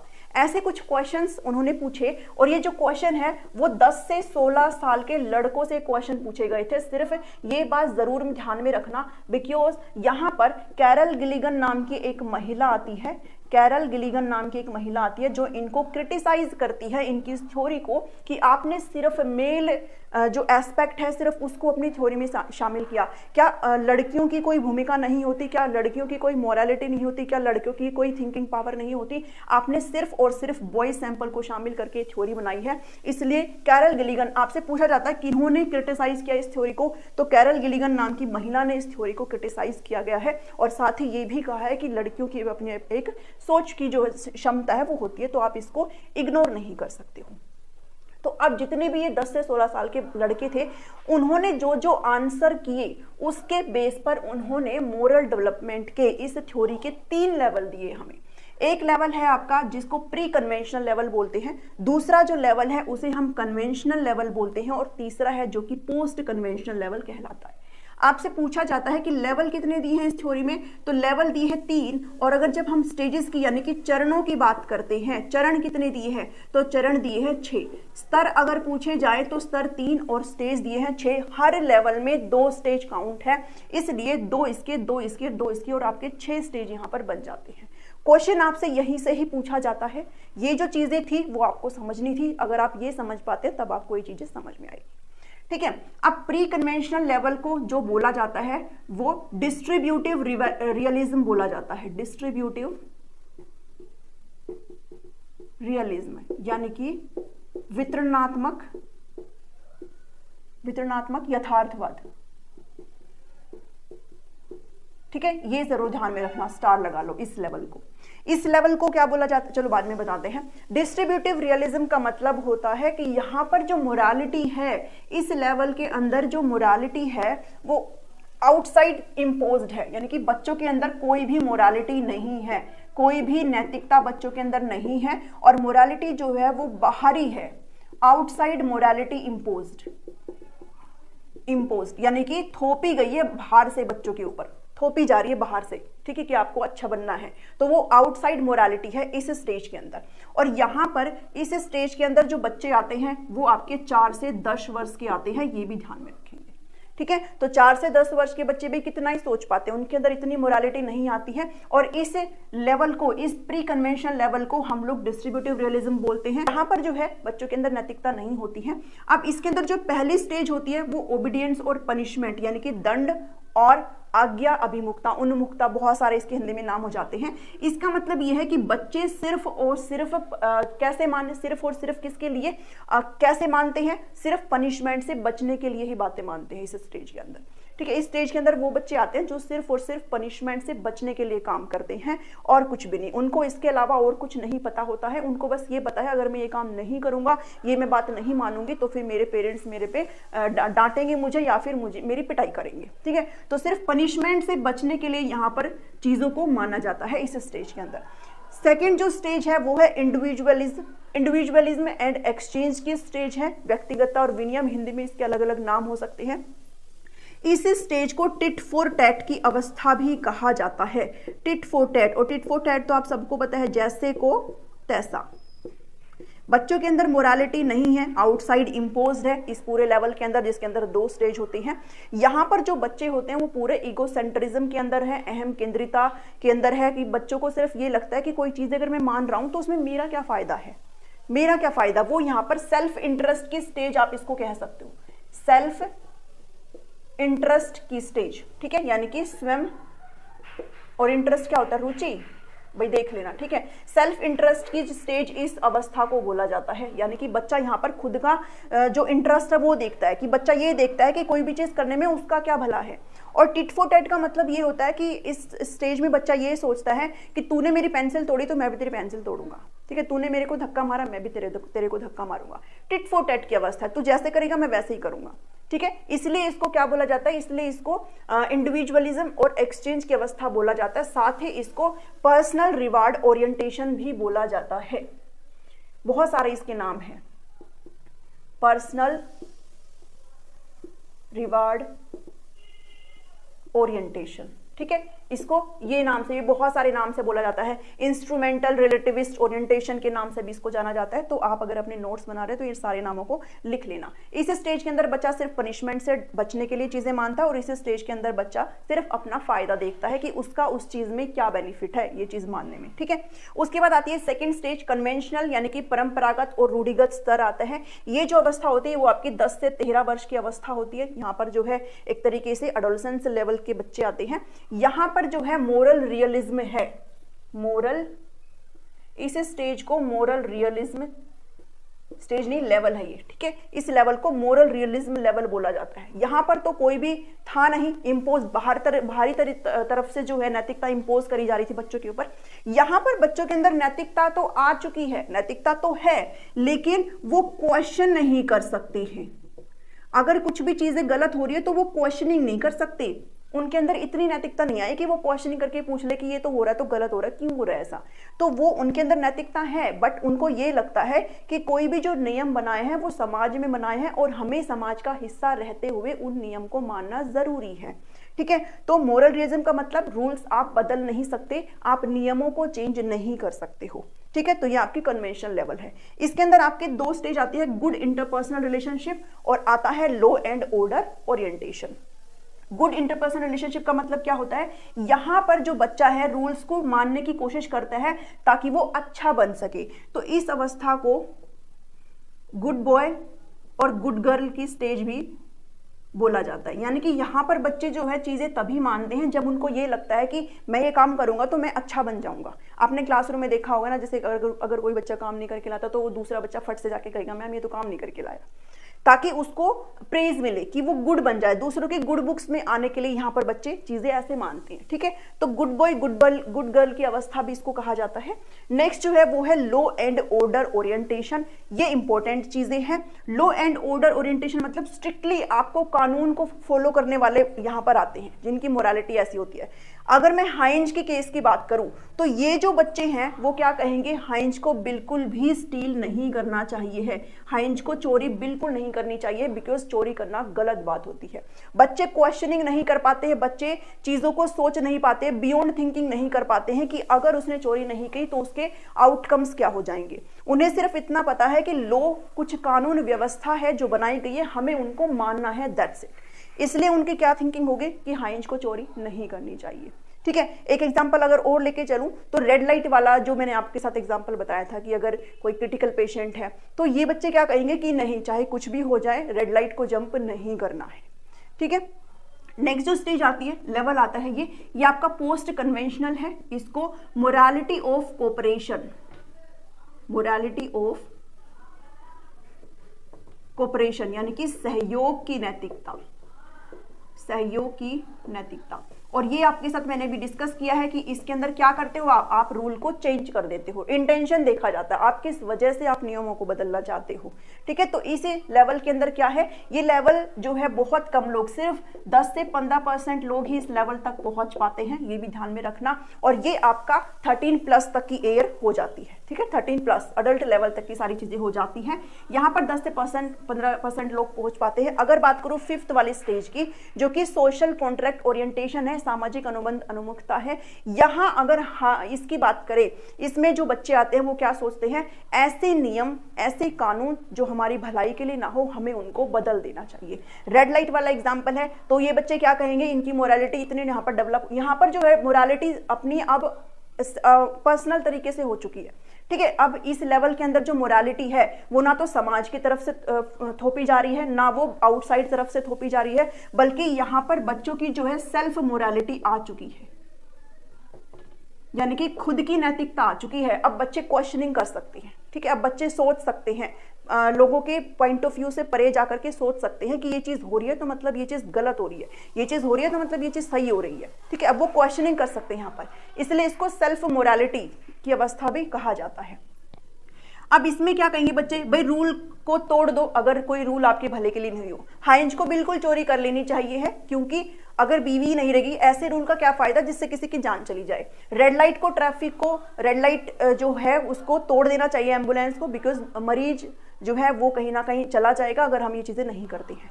तो इस स्टेज को लोग क्या कहते हैं, मतलब चेंज की फीलिंग रखते हैं कि ऐसे नियम जो हमारी भलाई के लिए नहीं है उसको बदल दो। उसके बाद यूनिवर्सल प्रिंसिपल्स, ये बहुत ही हाईएस्ट उसूलों वाले सिद्धांत होते हैं। मतलब ऐसे लोग जो समाज के बारे में ना सोच करके सिर्फ अपने उसूलों पर चलते हैं, ऐसे लोग यहाँ पर आते हैं। जैसे एक एग्जांपल मान लो, नेल्सन मंडेला है, महात्मा गांधी है और भगत सिंह का आप मान सकते हो। ये वो लोग होते हैं जिनकी मोरालिटी जो है कहीं ना कहीं एक्सट्रीम लेवल पर होती है, और भले ही सोसाइटी के साथ वो कॉन्फ्लिक्ट कर जाए बट अपनी बात पर अड़े रहते हैं। भगत सिंह को पता था कि भाई जो ब्रिटिशर्स है वो कहीं ना कहीं उनको जो है मौत देंगे, लेकिन हो सकता है बहुत ही एक खराब मौत दें, फिर भी वो डटे रहे उस चीज में और उन्होंने कुर्बानी भी दी। तो बहुत सारे लोग हैं यहाँ पर, मतलब कम ही लोग इस स्टेज तक जा पाते हैं, बहुत उसूलों वाली होती है ये स्टेज, ठीक है। तो बहुत कम लोग, इसलिए कहा था कि 10 से 15% ही आपको पोस्ट कन्वेंशनल तक अंदर जो है जा पाते हो, बल्कि सारे जो लोग हैं यहीं तक ही सिमट के रह जाते हैं। तो ये कुछ 3 लेवल थे जो हमने 6 स्टेजेस पढ़ी है। मैंने इन सबको बहुत अच्छे तरीके से नोट्स में इंक्लूड कर दिया है। आपको नोट्स में विद इन 1 वीक प्लीज सच में अवेलेबल करा दूंगी। बहुत मैसेज आते हैं नोट्स कम मिलेंगे, तो अवेलेबल करा देंगे। थोड़े से बच रहे हैं, ठीक है, तो उनको भी कंप्लीट कर लेते हैं। तो ये थी आपकी नैतिक विकास का सिद्धांत, लॉरेंस कोलबर्ग के द्वारा दिया गया था। आई होप आपको समझ में आया है। समझ में आया तो भाई जरूर लाइक कर दो वीडियो को और सभी साथ शेयर जरूर कर दो सभी ग्रुप्स में, ताकि सबको पता चल जाए यहाँ पर एस्टेट की तैयारी हो रही है। आपको ये चीज को समझना है अच्छे से, आपको जरूर ध्यान में रखना है डिस्ट्रीब्यूटिव रियलिज्म कौन से लेवल को बोला जाता है, मोरल रियलिज्म कौन से लेवल को बोला जाता है, पोस्ट कन्वेंशनल लेवल को हम मोरालिटी ऑफ कोऑपरेशन बोलते हैं। मैक्सिमम जो क्वेश्चन आपके आते हैं वो आपका 4th और 5th और 6th से या फिर इससे 3rd से आ जाते हैं, ठीक है। बट फिर भी आपने ये सारे कॉन्सेप्ट को अच्छे से ध्यान में रखना है। और आज एक और इम्पोर्टेंट थ्योरी को डिस्कस करेंगे। इसके साथ जो आपकी सीक्वेंस चली आ रही है थ्योरीज की, जिसके अंदर आपको मेनली 3 को पढ़ना होता है, जिसमें पियाजे पढ़ते हैं, कोलबर्ग को पढ़ते हैं, और आज लास्ट ये थ्योरी आपकी रहने वाली है जो है लेव वाइगोत्स्की की थ्योरी है। रशियन साइकोलॉजिस्ट थे और इस थ्योरी को सोशियो कल्चरल थ्योरी बोला जाता है, सामाजिक सांस्कृतिक सिद्धांत बोला जाता है, ठीक है। तो आपको अच्छे से इसको समझना है और इस वीडियो के अंदर कोशिश ये रहेगी पूरी कि आप सारे क्वेश्चंस जितने भी बन पाते हैं वो आप अच्छे से बना पाएंगे। चलिए, वाइगोत्स्की की सोशियो कल्चर थ्योरी है, सामाजिक सांस्कृतिक सिद्धांत है। वाइगोत्स्की के बारे में चीजें पता होनी चाहिए। ये एक रशियन साइकोलॉजिस्ट थे, रशियन यानी कि रूसी मनोवैज्ञानिक थे, ठीक है। और इनका जो जन्म हुआ था वो 1896 में हुआ था और इनकी डेथ हो गई थी 1934 में। यानी कि इनका जो जीवन काल रहा था वो बहुत ही छोटा था, बहुत ही अल्प आयु में इनकी मृत्यु हो गई थी और 38 ईयर्स के अंदर इन्होंने ऐसा काम किया, इन्होंने इस थ्योरी को गढ़ा और इस थ्योरी को हम आज यहाँ पर पढ़ रहे हैं। और आगे भी जितना भी आपके टीचिंग एग्जाम्स होते हैं सब में यहाँ से क्वेश्चन आते हैं और आगे भी हम इनको पढ़ते रहेंगे।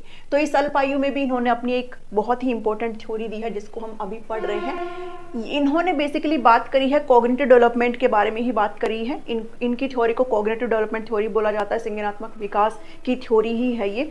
बट इनकी थ्योरी को क्यों बोला जाता है सोशियो कल्चर थ्योरी? बिकॉज इन्होंने इंपॉर्टेंस दी है। किसको इंपॉर्टेंस दी है, किसको प्राथमिकता दी है? इन्होंने कहा है कि बच्चे जो है वो किससे लर्निंग करते हैं? बच्चे समाज के साथ इंटरेक्शन करते हुए सीखते हैं, अपने कल्चर से सीखते हैं, अपनी संस्कृति से सीखते हैं। इसलिए इस थ्योरी का नाम रखा गया सोशियो कल्चरल थ्योरी।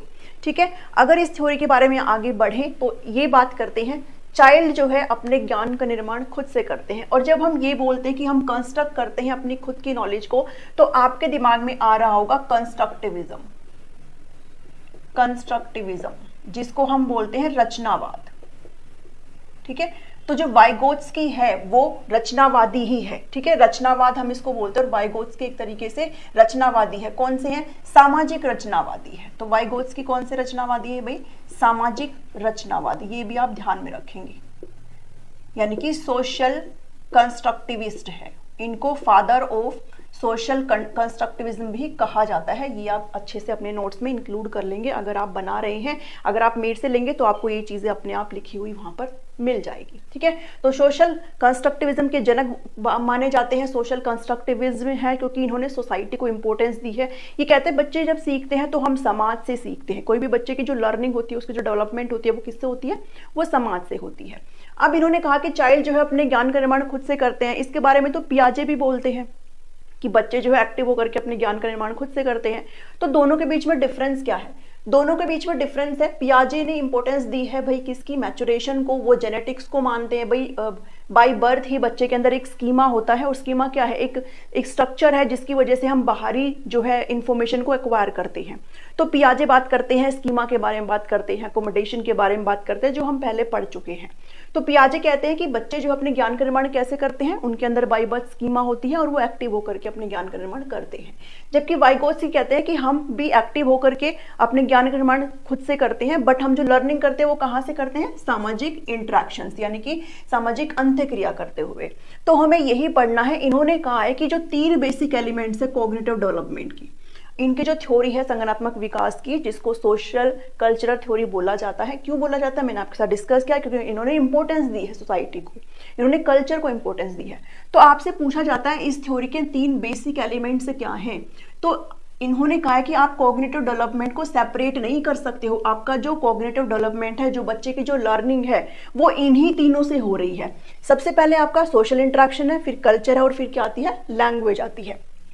तो सबसे ज्यादा फोकस वाइगोत्स्की ने किस पे किया है? भाषा के ऊपर किया है। तो हम एक एक करके तीनों को पढ़ेंगे। देखो सोशल इंटरेक्शन क्या होता है? सोशल इंटरेक्शन का मतलब है जब आप अपने घर से बाहर निकलते हो, बच्चा अगर छोटा है वो जब घर से बाहर निकलता है वो अपने पड़ोस में जाता है, अपने स्कूल में जाता है, पीयर से मिलता है। ठीक है, बहुत सारे लोगों के संपर्क में आता है। तो सोसाइटी से जब बच्चा सीखता है, और ये बिल्कुल ऑब्वियस सी बात है, हम लोग सिर्फ अपने घर से ही नहीं सीखते हैं, हम लोग सोसाइटी से भी चीजें सीखते हैं। तो ये बात बिल्कुल सही वाइगोत्स्की ने कही थी कि हम कहाँ से सीखते हैं? हम सोशल इंटरेक्शन से सीखते हैं, सामाजिक अंत्यक्रिया करते हुए सीखते हैं। बट इस चीज को लेकर के इनके कुछ क्रिटिक्स भी हुए थे, इस सोशल इंटरेक्शन को लेकर के, जो हम यहाँ पर कवर करेंगे। अभी नहीं इस चीज को छेड़ रहे हैं, बाद में समझेंगे। ठीक है, तो अभी बस इतना समझो कि इन्होंने कहा कि हम सोशल इंटरेक्शन सीखते हैं, समाज के साथ इंटरेक्ट करते हुए, उनसे बातचीत करते हुए जो है हम लर्निंग करते हैं। दूसरा इन्होंने इंपॉर्टेंस रोल दी किसको? कल्चर को। इन्होंने कहा कि भाई जो जिस भी पर्टिकुलर बच्चा जिस भी कल्चर से आता है वो उसी के अकॉर्डिंग ही अपने आप को डेवलपमेंट करता है। अब यहाँ पर जैसे आप लोग हरियाणा से होकर, या फिर आप कहीं से भी हो, हरियाणा से हो, एमपी से हो, कहीं साउथ से हो, कर्नाटक से हो, कहीं से भी हो, ठीक है, केरला से हो, तो सबका अपना अपना कल्चर होता है। और जिस पर्टिकुलर कल्चर में हम रह रहे हैं, जिस पर्टिकुलर कल्चर में किसी बच्चे का जो लर्निंग है वो हो रही है, वो उसी के अकॉर्डिंग बनता है। ठीक है, तो कल्चर का भी अहम रोल है आपके डेवलपमेंट के अंदर। फिर जो तीसरा चीज इन्होंने बात करी वो करी भाषा की। इन्होंने कहा कि भाषा जो है एक टूल का काम करता है। टूल मतलब एक उपकरण है, और किसके लिए? जब आप बाहरी वर्ल्ड से इंटरेक्ट करते हो, अपने घर से निकल करके आप अपने आप से जब बाहर जाते हो, मतलब एक तो मैं सेल्फ हूं, और जब मैं बाहर अगर किसी से इंटरेक्ट करती हूँ वो मेरी सोसाइटी हो जाती है, वो मेरा आउटर वर्ल्ड है। तो जब कोई भी बच्चा अपने आउटर वर्ल्ड से इंटरेक्ट करता हो तो किसके थ्रू करता है? लैंग्वेज के थ्रू, भाषा के थ्रू करता है। वाइगोत्स्की कहते हैं कि अगर भाषा नहीं है तो मतलब आपका जो डेवलपमेंट है, जो विकास है, जो संज्ञानात्मक विकास है, वो क्या है? अधूरा है। ठीक है, वो आपका जो विकास है वो नहीं हो सकता है। तो लैंग्वेज का एक बहुत इंपॉर्टेंट रोल किसने माना है? वाइगोत्स्की ने माना है, जबकि पियाजे जो है वो इसका इतना इंपॉर्टेंस नहीं मानते, उन्होंने इतना लैंग्वेज पर बात नहीं करी। तो पियाजे, वाइगोत्स्की जो है किस पर बात करते हैं? लैंग्वेज के बारे में बात करते हैं। अब इन्होंने लैंग्वेज के 3 फॉर्म्स यहाँ पर दिए हैं, इनको पढ़ना, यहाँ से क्वेश्चन बन जाते हैं। क्वेश्चन आपका कहीं से बन सकता है, तो आप ध्यान में रखो, यहाँ से एक क्वेश्चन मस्ट है। ठीक है, तो एक उन्होंने बात करी सोशल स्पीच की, जिसको सामाजिक वाक बोलते हैं। इसका मतलब ये होता है कि जब बच्चा यहाँ पर मतलब 2 साल तक का होता है ये। ठीक है, सोशल स्पीच कब आती है बच्चे में? आपने देखा होगा जो छोटे बच्चे होते हैं, जैसे वो बोलना स्टार्ट करते हैं तो जब लोगों के साथ इंटरेक्ट करते हैं तो बोल करके ही करते हैं। सामाजिक स्पीच मतलब जब हम दूसरों से बोल करके इंटरेक्ट करते हैं तो वो सामाजिक स्पीच होती है। और आपने देखा होगा कि बच्चे एकदम से पूरा सेंटेंस बोलना नहीं स्टार्ट कर देते हैं, पहले वो धीरे धीरे बोलना स्टार्ट करते हैं। मम्मा बोलते हैं, पापा बोलते हैं ना, आऊं जाऊं जो भी बोलते हैं, तो धीरे धीरे लोगों के साथ इंटरेक्ट करते हैं, धीरे धीरे अपनी जो स्पीच है उसको एनहांस करते हैं। तो सोशल स्पीच मतलब जब हम दूसरों से बात करते हैं, और ये कब होती है? 0 से 2 साल। फिर है आपकी प्राइवेट स्पीच। प्राइवेट स्पीच को निजी वाक बोलते हैं। अब पियाजे ने भी इसके बारे में बात करी है। मैंने कहा कि पियाजे ने इंपॉर्टेंस कम दी है। ठीक है, पियाजे ने लैंग्वेज को इंपॉर्टेंस कम दी है, वाइगोत्स्की ने ज्यादा दी है। तो पियाजे इसको इतना इंपॉर्टेंस नहीं देते हैं। ये आपके 3 से 6 वर्ष के बीच में होती है। प्राइवेट का मतलब होता है जब बच्चे खुद को डायरेक्ट करने के लिए खुद से ही बात करते हैं। सेल्फ गाइड जब बच्चे खुद को करते हैं, सेल्फ गाइड, खुद को निर्देश देते हैं बच्चे। यहाँ पर खुद को निर्देश देना, खुद को निर्देश देना यहाँ पर। ठीक है, तो लिखते रहना इस चीज को। इसका मतलब क्या है? आपने देखा होगा, अगर आपके घर में छोटे बच्चे, या फिर आपने कभी भी देखा होगा, तो जो छोटे बच्चे होते हैं जो 3 से 6 वर्ष के होते हैं, वो क्या करते हैं? जैसे मान लो अगर वो प्ले कर रहे हैं, कुछ भी अगर खेल रहे हैं, अगर बॉक्सेस को अरेंज कर रहे हैं, कोई पजल अगर सॉल्व कर रहे हैं, तो वो खुद से बात करते हो, वो भले ही अकेले हो बट खुद से बात करते हुए करते हैं कि अच्छा अब यहाँ पर ये आएगा, मेरा वो वाला कहाँ है, अरे मैंने ब्लू कलर रखा था वो कहाँ गया। खुद से ही बात करते रहते हैं और खुद को ही गाइड करते रहते हैं। तो वो क्या है? वो प्राइवेट स्पीच है। ठीक है, और उसके बाद अप टू 7 ईयर्स, ठीक है, 7 साल के बाद जो है आपका क्या हो जाता है? Silent inner speech. Silent inner speech का मतलब है जो आपकी प्राइवेट स्पीच थी अब वो दब गई है, अब वो कन्वर्ट हो गई, वो अब साइलेंट हो गई है। ठीक है, पहले प्राइवेट थी, पहले वो खुद से बात करते थे और बोल करके बात करते थे। अब ये जो प्राइवेट स्पीच है ये डिमिनिश हो चुकी है, यानी कि दब चुकी है। ठीक है, बच्चे के अंदर है लेकिन दब चुकी है। अब बच्चा बोल करके नहीं, अंदर अंदर ही खुद से ही बोल करके ही अपने आप को डायरेक्ट कर सकता है। तो ये 3 टाइप्स है लैंग्वेज के, जिसके बारे में वाइगोत्स्की ने बात करी है।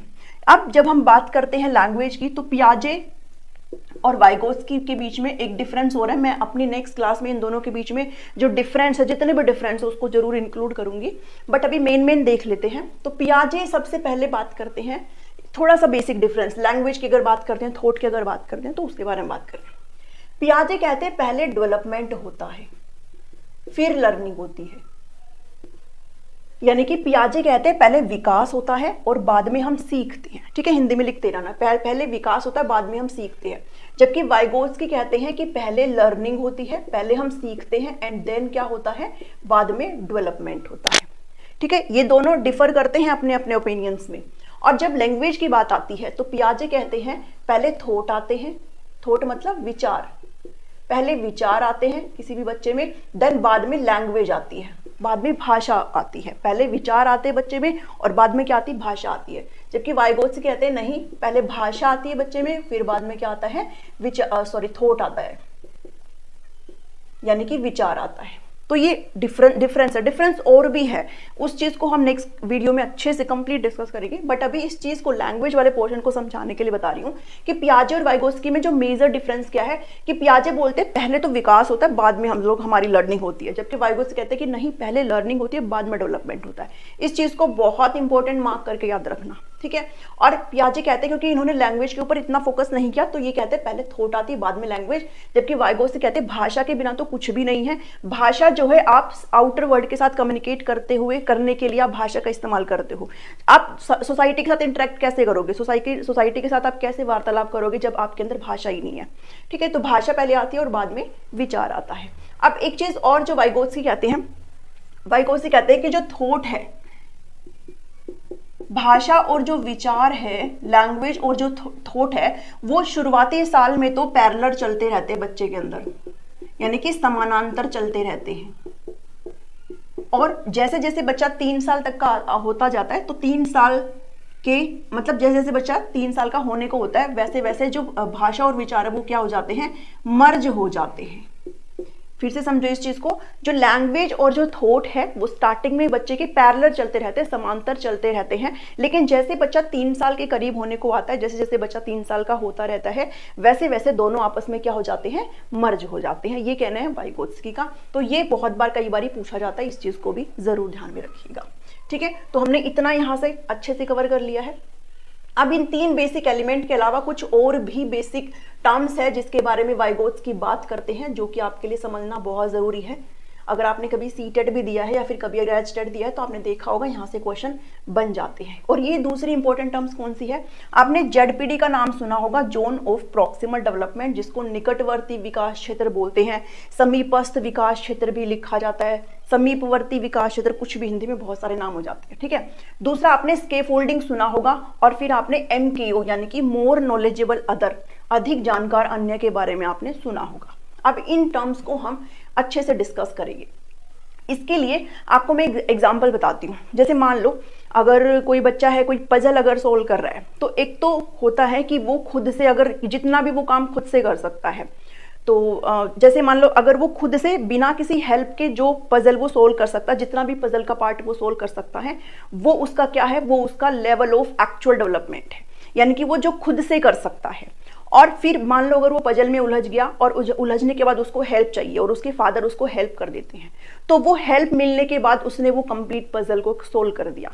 तो ये जो मैं आपको एग्जांपल बता रही हूँ ना, ये हम इस चीज में इंक्लूड करेंगे। ठीक है, देखो जेडपीडी को समझते हैं। अब ये जो है बीच में जो यहाँ पर आपको माइनस के साइन दिख रहे हैं, ये पूरा जो इनर वाला जो सबसे ज्यादा सर्कल है, ये वो एरिया है जिसको LAD कहा जाता है। LAD मतलब लेवल ऑफ एक्चुअल डेवलपमेंट, वास्तविक विकास का क्षेत्र, यानी कि ये वो एरिया है जो बच्चा बिना किसी हेल्प के खुद से कर सकता है। अगर बच्चा कोई सवाल सोल्व कर रहा है तो वो जब बिना किसी टीचर के, बिना किसी फ्रेंड के, बिना किसी भाई बहन के, बिना किसी मम्मी पापा के अगर सोल्व कर सकता है, तो वो उसका LAD है, यानी कि लेवल ऑफ एक्चुअल डेवलपमेंट है। ठीक है, अब बच्चे का जो पोटेंशियल है वो कितना है, बच्चे का पोटेंशियल इतना है।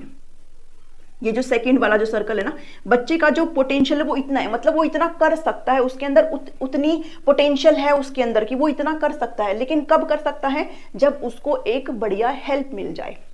और अगर बच्चे का सिर्फ एक्चुअल वाला इतना था, यानी कि जितना वो बिना किसी हेल्प से कर सकता है, और बच्चा एक्चुअल में कर इतना सकता है अगर उसको हेल्प मिल जाए, इसके बीच में और इसके बीच में ये जो डिफरेंस है, ये जो प्लस वाले जो साइन आप देख रहे हो, इसको बोला जाता है, इस वाले पूरे पोर्शन को, इसका बोला जाता है जोन ऑफ प्रॉक्सिमल डेवलपमेंट, जिसको बोलते हैं निकटवर्ती विकास का क्षेत्र। और ये कब बच्चा अचीव कर सकता है, इसको कब बच्चा भर सकता है, जब बच्चे को एक हेल्प मिल जाए। ठीक है, कोई क्वेश्चन है जो बच्चा खुद से कर सकता है, वो LAD है, बट उस क्वेश्चन को बच्चा पूरा कर सकता है, वो उसका ये वाला है, यानी कि जोन ऑफ पोटेंशियल डेवलपमेंट आप इसको कह सकते हो।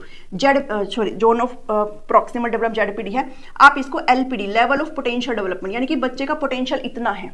ठीक है, बच्चे का पोटेंशियल इतना है, लेकिन इसकी और इसके बीच की इस खाई को, इसके और इसके बीच के इस डिफरेंस को बोलते हैं ZPD, zone of proximal development. और ये हम इस डिफरेंस को कैसे फिल कर सकते हैं, इस डिफरेंस को हम फिल कर सकते हैं स्केफोल्डिंग के थ्रू। स्केफोल्डिंग वो एक टेम्परेरी हेल्प होती है, एक ऐसी अस्थायी मदद होती है जो हम इस चीज को खत्म करने के लिए यूज करते हैं। अगर बच्चे को कोई सवाल नहीं आ रहा है तो स्केफोल्डिंग का काम कौन करेगा, उसका टीचर करेगा। बच्चे को अगर पजल सोल्व नहीं हो पा रहा है तो स्केफोल्डिंग का काम कौन कर रहा है, फादर कर रहा है, कि उसको पजल अच्छे से सोल्व करवा के और वो पूरी पजल को कंप्लीट कर पा रहा है। तो स्केफोल्डिंग क्या होती है, वो एक टेम्परेरी हेल्प होती है। हमेशा ध्यान में रखना, ये एक परमानेंट हेल्प नहीं होती, अस्थायी हेल्प होती है। और जब बच्चे की लर्निंग, और इसको हम कब इस्तेमाल करते हैं, बच्चे की लर्निंग के लिए करते हैं। ठीक है। और अस्थाई मैं इसको इसलिए कह रही हूँ बिकॉज जब आपको लग रहा है कि बच्चे ने सीख लिया तो बार बार उसको नहीं ऐसे मतलब उसको आलसी टाइप नहीं बनाना कि आप बार बार उसकी हेल्प कर रहे हो। तो टेम्परेरी होती है ये हेल्प, और ये वो हेल्प होती है जो किसके द्वारा दी जाती है, एमकेओ के द्वारा दी जाती है। और एमकेओ कौन होता है, more knowledgeable other, more knowledgeable other. और ये आपके पेरेंट्स भी हो सकते हैं, ये आपके पीयर्स भी हो सकते हैं जिनके साथ आप पढ़ते हो, आपके फ्रेंड्स वगैरह, आपके भाई बहन कुछ भी हो सकते हैं, आपके टीचर्स भी हो सकते हैं। ठीक है, बच्चे को सोल्व नहीं आ रहा था, बच्चे को टीचर ने हेल्प किया, बच्चे को स्केफोल्डिंग मिली टीचर के द्वारा, उसने उस समस्या को सोल्व कर लिया, तो टीचर यहां पर कौन हो गया, एमकेओ हो गया। यानी कि ये मतलब एमकेओ का मतलब होता है कोई ऐसा पर्टिकुलर इंसान जो उस फील्ड में आपसे ज्यादा जानकारी रखता हो और आपकी हेल्प कर सकता हो, आपको स्केफोल्डिंग दे सकता हो। ठीक है, तो यहाँ पर टीचर क्या हो गया, एमकेओ हो गया। अगर मैं इसका एग्जांपल ले रही थी पजल का, तो यहाँ पर जो फादर है बच्चे के वो क्या हो गए, वो एमकेओ हो गए, उन्होंने स्केफोल्डिंग प्रोवाइड करी ताकि वो पजल सोल्व कर पाए। ठीक है, इतना समझे यहाँ से। तो एमकेओ कौन होता है, मोर नॉलेजेबल होता है, जो आपको उस पर्टिकुलर फील्ड में ये जो डिफरेंस मैंने बताया था इसको भरने का काम करते हैं, कौन, एमकेओ। और ये जो भरने का काम किस प्रोसेस के थ्रू किया जा रहा है, स्केफोल्डिंग के थ्रू दिया जा रहा है, जो उसको एक टेम्परेरी हम हेल्प प्रोवाइड कर रहे हैं। ठीक है, इसलिए इसको मचान, ढांचा, पाठ, बहुत सारे इसके नाम है, सहायता भी इसको बोलते हैं। तो एक अस्थायी मदद होती है। अब यहां तक हमने कर लिया। अब ये कौन सा हिस्सा जिसमें मैंने क्रॉस लगाया हुआ है, ये वो हिस्सा है जो किसी भी बच्चे के बियॉन्ड लेवल है। आप कितना ही उसको समझा लो बच्चे के, वो उसके पोटेंशियल में नहीं है। आप कितना ही उसको समझा लो, कितना ही आप उसको पढ़ा लो, लिखा लो, लेकिन वो इस एरिया में नहीं जा सकता। मतलब यहाँ पर आने वाली जो चीजें उसको वो सॉल्व नहीं कर सकता, ये उसकी एबिलिटी के बियॉन्ड है, मतलब वो इतना योग्य नहीं है कि यहां तक जा सके। तो हमने सिर्फ यहां तक करना है। ये जो था ये पूरा वो था कि मतलब जो मैं खुद से कर सकता हूं, और ये था जो मैं किसी की हेल्प से कर सकता हूं। और हेल्प मुझे कौन देगा, स्केफोल्ड, एमकेओ देगा, और हेल्प देने का काम क्या है, स्केफोल्डिंग है। ठीक है, तो इतना समझे। और ये क्या था मेरा, वो मेरा पोटेंशियल था जो मैं कर सकती हूँ, लेकिन किसके थ्रू, किसके द्वारा, हेल्प के द्वारा। और हेल्प कौन देगा, टीचर देगा, पेरेंट्स देंगे। ठीक है, साइकिल का जैसे हम सीखने का एग्जाम्पल लेते हैं। अब स्केफोल्डिंग के बारे में थोड़ा सा समझते चलो। स्केफोल्डिंग जो चीज है इन्होंने वाइगोस्की ने यूज करी है, बट आपसे कई बार पूछ लेते हैं ये जो शब्द है स्केफोल्डिंग, ये किसने दिया था, तो जेरोम ब्रूनर ने ये शब्द दिया था। और जेरोम ब्रूनर की कॉग्निटिव डेवलपमेंट की थ्योरी भी है जिसको हम आगे पढ़ेंगे। ठीक है, तो जेरोम ब्रूनर ने ये शब्द दिया था स्केफोल्डिंग का, इस चीज को भी जरूर ध्यान में रखेंगे। इतना समझे। तो पूरी थ्योरी यहाँ से हम बिल्कुल क्लियर कर चुके हैं। इस थ्योरी में कुछ भी नहीं है, उन्होंने सिर्फ बात करी है कि बच्चे की लर्निंग कैसे होती है, सोसाइटी से इंटरेक्ट करते हुए सीखती है। और लैंग्वेज का बहुत इंपॉर्टेंट रोल है, लैंग्वेज के बिना बच्चे का डेवलपमेंट अधूरा है। हम कल्चर से, जिस कल्चर में हम आते हैं उसी के अकॉर्डिंग हमारा डेवलपमेंट होता है। लैंग्वेज 3 तरीके की बताई, सोशल स्पीच, प्राइवेट स्पीच और साइलेंट इनर स्पीच। डिफरेंस है इनके बीच में। पियाजे बात करते हैं कि जो पहले आपका डेवलपमेंट होता है फिर लर्निंग होती है, जबकि वाइगोत्स्की कहते हैं नहीं, पहले लर्निंग होती है बाद में डेवलपमेंट होता है। पियाजे बोलते हैं कि पहले क्या आती है, थॉट आती है, बाद में आपकी लैंग्वेज आती है, जबकि इससे ठीक उल्टा बोलते हैं वाइगोत्स्की। ये इंपॉर्टेंट टर्म्स जेडपीटी, स्केफोल्डिंग, एमकेओ आपको समझ में आया। अब फटाफट से क्रिटिक्स की बात कर लेते हैं। कोई भी जब थ्योरी आती है तो उसके क्रिटिक्स तो साथ साथ चलते ही रहते हैं। तो आलोचना हमने पीछे भी पढ़ी है और आलोचना हम इसकी भी पढ़ेंगे। देखिए आलोचना, वैसे तो इतनी आलोचना इस थ्योरी की नहीं हुई जितनी पियाजे की हुई थी, बट फिर भी इसमें आलोचना है। क्या आलोचना है, इन्होंने कहा कि लैक ऑफ कल्चरल रेलेवेंस, यानी कि सामाजिक प्रासंगिकता का अभाव है यहाँ पर। ठीक है, देखो इन्होंने कहा कि हम लोग सोसाइटी से इंटरेक्शन करते हुए सीखते हैं, हम लोग सोसाइटी से इंटरेक्ट करते हैं, उनके साथ बातचीत करते हुए सीखते हैं। तो इन्होंने क्या मतलब, इसका मतलब क्या हो गया कि आपकी जो सोसाइटी है वो क्या है, सेम हो गई। भाई अगर आपकी लर्निंग हो रही है तो सोसाइटी आपने फिर यहाँ पर सेम मान ली, और किसी की भी सोसाइटी बिल्कुल सेम हो ऐसा तो नहीं हो सकता। आपकी सोसाइटी में कुछ नेगेटिव लोग भी हो सकते हैं जो आपको अफेक्ट कर सकते हैं, आपकी डेवलपमेंट कहीं ना कहीं बाधित हो सकती है। तो ये कह देना कि सोसाइटी आपका सेम है, ये यहाँ पर गलत हो जाता है। हम ये नहीं कह सकते भी सोसाइटी सबकी सेम होती है, किसी की अलग होती है, किसी की कुछ होती है। ठीक है, तो लैक ऑफ कल्चरल रिलेवेंस है। फिर इन्होंने जेनेटिक्स की कोई बात नहीं करी है। इन्होंने कहा कि लर्निंग हम सिर्फ किससे करते हैं, हमारी जो लर्निंग, हमारा जो डेवलपमेंट है वो सोसाइटी से होता है, कल्चर से होता है, भाषा से होता है। इन्होंने कहीं भी अनुवांशिकता का जिक्र नहीं किया, जबकि जो जेनेटिक्स है वो भी तो इंपॉर्टेंट रोल प्ले करता है ना आपकी लर्निंग में। उसके बाद इन्होंने कहा कि हम सोसाइटी से अपना एक्टिव होकर के चीजें सीखते हैं। अब सोसाइटी में जब आप इंटरेक्ट कर रहे हो तो यहाँ पर इसका मतलब ये हो गया कि इसमें सिर्फ वो बच्चे आते हैं जो फटाफट से सीखने वाले हो, जिनकी फास्ट लर्निंग है। बट कुछ बच्चे ऐसे होते हैं जो स्लोवर रेट के होते हैं, जिनकी जो सीखने की गति है वो धीमी होती है, तो इनके बारे में भी बात नहीं करी। उसके बाद कोई भी एक्सपेरिमेंट इस थ्योरी में आपने नहीं देखा कि भाई किसी के ऊपर एक्सपेरिमेंट किया गया हो, जबकि पियाजे में एक्सपेरिमेंट किया गया था, स्टोरी सुनाई गई थी, और यहाँ पर मोरल डेवलपमेंट में थ्योरी सुनाई गई थी। तो इसके ऊपर पियाजे ने अपने बच्चों पर एक्सपेरिमेंट किया था, तब जाकर के उन्होंने स्टेजेस ऑफ डेवलपमेंट दिए थे। तो इन्होंने कोई भी एक्सपेरिमेंटल टेस्ट यहाँ पर नहीं दिखाई देता, कोई भी प्रयोगात्मक परीक्षण नहीं दिखाई देता। इसके साथ साथ इन्होंने कोई भी स्टेजेस भी नहीं दिए, है ना इन्होंने एज की बात करी कि इस एज में ये होता है, उस एज में वो होता है, कोई भी एज की बात नहीं करी। तो बहुत सारे क्रिटिक्स हैं इस थ्योरी के। आई होप आपको ये थ्योरी समझ में आई होगी। पसंद आई तो इसको जरूर लाइक करिए, शेयर करना सभी के साथ, सभी ग्रुप्स में, व्हाट्सअप, फेसबुक, जहां मर्जी वहां शेयर करो। यहाँ पर आपकी स्टडी की फुल प्रिपरेशन हो रही है, बिल्कुल जनरल सेक्शन की, और आपको नोट्स संडे से अवेलेबल करा दिए जाएंगे। ठीक है, सभी प्लेलिस्ट का लिंक वीडियो के डिस्क्रिप्शन में है, जाकर के फटाफट से चेकआउट कर लेना। मिलती हूँ नेक्स्ट वीडियो में। Thank you, thanks for watching.